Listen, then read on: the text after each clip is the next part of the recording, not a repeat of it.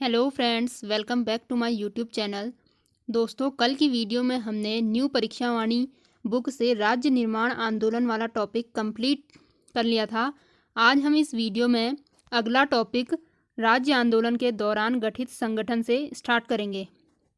दोस्तों, अगर आपने इससे पहले की वीडियोस अगर नहीं देखी है तो आप हमारी प्लेलिस्ट में जाकर बाकी की सारी वीडियोस देख सकते हैं। चलिए शुरू करते हैं। उत्तराखंड राज्य आंदोलन के दौरान गठित संगठन। पहला है कुमाऊं परिषद। उत्तराखंड में सामाजिक, राजनीतिक, आर्थिक व शैक्षणिक समस्याओं को लेकर गोविंद बल्लभ पंत, बद्रीदत्त पांडेय, हरगोविंद पंत आदि नेताओं द्वारा इस परिषद का गठन किया गया था, लेकिन 1926 में इसका विलय कांग्रेस में हो गया था। गणदेश सेवा संघ अलग राज्य के उद्देश्य को लेकर 1938 में दिल्ली में इस संघ का गठन सुमन द्वारा किया गया। बाद में इसका नाम हिमालय सेवा संघ हो गया। फिर है गढ़वाल जागृत संस्था। 1939 में कांग्रेस द्वारा पौड़ी में इस संस्था का गठन किया गया। प्रताप सिंह नेगी और उमानंद बर्थवाल इस संस्था के प्रमुख थे। पर्वतीय विकास जन समिति। कांगड़ा से अल्मोड़ा तक एक ही हिमालयी राज्य की स्थापना के लिए इस समिति का गठन 1950 में नई दिल्ली में किया गया था। पर्वतीय राज्य परिषद। 25 जून 1967 को रामनगर के जनसभा में एक पृथक प्रशासनिक इकाई के गठन का प्रस्ताव पारित किया गया और प्रस्ताव के कार्यान्वयन हेतु दयाकृष्ण पांडे की अध्यक्षता में इस परिषद का गठन किया गया। 1973 में इस संगठन का पुनर्गठन किया गया और 2 सांसदों प्रताप सिंह नेगी और नरेंद्र सिंह बिष्ट को इसमें शामिल करते हुए इसका नाम पृथक पर्वतीय राज्य परिषद कर दिया गया। फिर है कुमाऊं राष्ट्रीय मोर्चा। नए राज्य के उद्देश्य को लेकर 3 अक्टूबर 1970 को कॉमरेड पीसी जोशी द्वारा यह संगठन बनाया गया। फिर है उत्तरांचल परिषद। 7 जून 1972 को नैनीताल में इस परिषद का गठन स्थानीय समस्याओं पृथक राज्य के लिए संघर्ष करने के उद्देश्य से किया गया था। उत्तराखंड क्रांति दल। 24 और 25 जुलाई 1979 को मसूरी के सम्मेलन में इस दल की स्थापना की गई। इसके प्रथम अध्यक्ष डॉक्टर देवी दत्त पंत थे।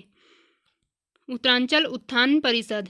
30-31 मई 1988 को शोभन सिंह जीना की अध्यक्षता में इस परिषद का गठन किया गया। उत्तराखंड संयुक्त संघर्ष समिति। 11-12 जनवरी 1989 को जन संघर्ष वाहिनी, उत्तराखंड जन परिषद, उत्तराखंड रक्षा मंच और युवा जनता दल ने संयुक्त रूप से दिल्ली में इस संघर्ष समिति का गठन किया। द्वारिका प्रसाद उनियाल समिति के प्रमुख चुने गए थे। उत्तराखंड मुक्ति मोर्चा। वामपंथी धारा से जुड़े लोगों ने जनवरी 1991 में इस मोर्चा का गठन किया गया। संयुक्त उत्तराखंड राज्य मोर्चा। बहादुर राम टमटा द्वारा संयुक्त उत्तराखंड राज्य मोर्चा का गठन अप्रैल 1994 में किया गया।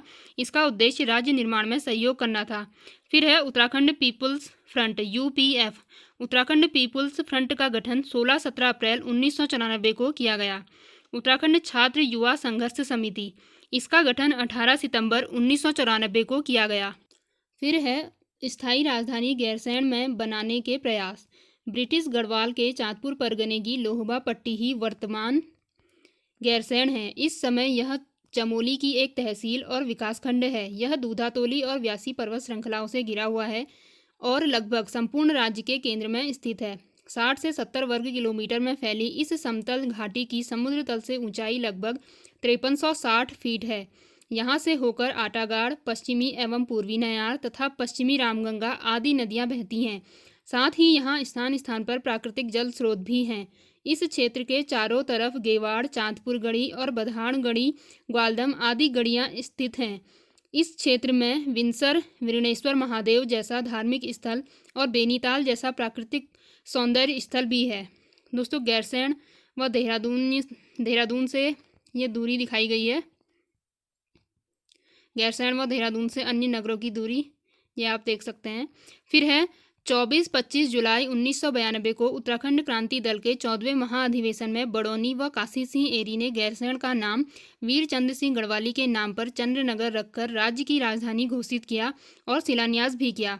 4 जनवरी 1994 को उत्तर प्रदेश सरकार द्वारा उत्तराखंड राज्य की संरचना और राजधानी पर विचार करने के लिए गठित कौशिक समिति ने मई 1994 में अपनी रिपोर्ट में राजधानी के लिए गैरसैंण की सिफारिश की और इसका 68% लोगों ने समर्थन किया था। सन 1998 में गढ़वाल विश्वविद्यालय के मीडिया सेंटर द्वारा कराए गए सर्वेक्षण में 80% जनता की राय गैरसैंण को राजधानी बनाने की थी। गैरसैंण के पक्ष में 24 सितंबर 2000 को उत्तराखंड महिला मंच की विशाल रैली में विभिन्न संगठनों के 10,000 से अधिक प्रतिनिधियों ने भाग लिया और इस मंच द्वारा आहूत करने पर 30 अक्टूबर को उत्तराखंड बंद पूर्णतः सफल रहा। अक्टूबर 2000 में इस मुद्दे पर उत्तराखंड संयुक्त संघर्ष समिति द्वारा देहरादून में खबरदार रैली का आयोजन किया गया था। 2004 में बाबा मोहन उत्तराखंडी गैरसैंण सहित 13 स्थानों में कहीं भी राजधानी को स्थापना व कई मुद्दों को लेकर 38 दिनों के आमरण अनशन के बाद 8 अगस्त 2004 को बेनीताल में शहीद हो गए। भारतीय जनता पार्टी के पूर्व महामंत्री एवं भूतपूर्व मुख्यमंत्री भगत सिंह कोश्यारी ने उत्तरांचल प्रदेश नामक पुस्तक में राजधानी के लिए गैरसैंण को उपयुक्त बताया है। 11 जनवरी 2001 को अंतरिम भाजपा सरकार ने स्थायी राजधानी चयन आयोग का गठन किया। कुछ ही समय बाद भंग हो जाने के बाद 28 नवंबर 2002 को कांग्रेस सरकार ने इसे पुनर्जीवित किया। 1 फरवरी 2003 से आयोग के अध्यक्ष जस्टिस वीरेंद्र दीक्षित थे, जिन्होंने 17 अगस्त 2008 को मुख्यमंत्री को अपनी रिपोर्ट सौंपी थी। इस रिपोर्ट में कई समस्याओं को गिनाकर गैरसैंण को खारिज कर दिया गया था और देहरादून को स्थायी राजधानी बनाने की सिफारिश की गई। ध्यातव्य है कि आयोग का कार्यकाल कुल मिलाकर 11 बार बढ़ाया गया था। दीक्षित आयोग की रिपोर्ट आने के बाद भी राजधानी हेतु धरने प्रदर्शनों का क्रम जारी रहा। राजधानी विवाद पर विराम लगाते हुए 3 नवंबर 2012 को मुख्यमंत्री बहुगुणा ने गैरसैंण में मंत्रिपरिषद की बैठक आयोजित की और विधानसभा भवन बनाने का निर्णय लिया। 14 जनवरी 2013 को मुख्यमंत्री बहुगुणा ने भराड़ीसैंण में प्रस्तावित द्वितीय विधानसभा हेतु गैरसैंण में औपचारिक शिलान्यास किया, जबकि 9 नवंबर 2013 को भराड़ीसैंण में भूमि पूजन कर भवन निर्माण शुरू कराया था। उल्लेखनीय है कि जम्मू कश्मीर व महाराष्ट्र में भी 2-2 विधानसभा भवन हैं। तो दोस्तों, ये थी आज की वीडियो। इस वीडियो में हमने उत्तराखंड परीक्षा वाणी के 3rd चैप्टर को कंप्लीट कर लिया है। अगर आपने हमारी वीडियो नहीं देखी है तो आप हमारे प्लेलिस्ट पर जाकर परीक्षा वाणी का 2nd और 3rd चैप्टर की वीडियो देखकर अपना रिवीजन कर सकते हैं। कल की वीडियो में हम 4th चैप्टर स्टार्ट करेंगे। अगर आपको यह वीडियो अच्छी लगी तो please like, share and subscribe my YouTube channel. मिलते हैं नेक्स्ट वीडियो में। Thank you.